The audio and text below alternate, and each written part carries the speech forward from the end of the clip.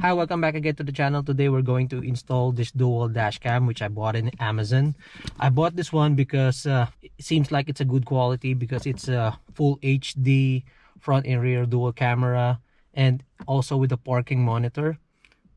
And it's quite small, it's just 3-inch, but I think the features are really good. That's why I bought this one. And it's also with the loop recording. Okay, and this one doesn't come with the SD card. You have to buy it separately. Looks like a beatbox. You know when you bought a Beats, that's how it felt, this box. Okay.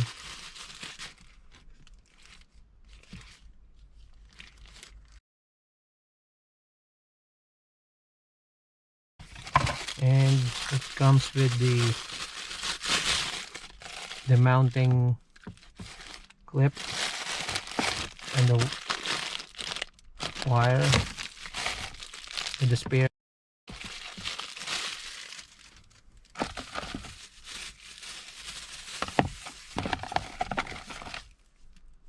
USB cable and the rear camera and manual.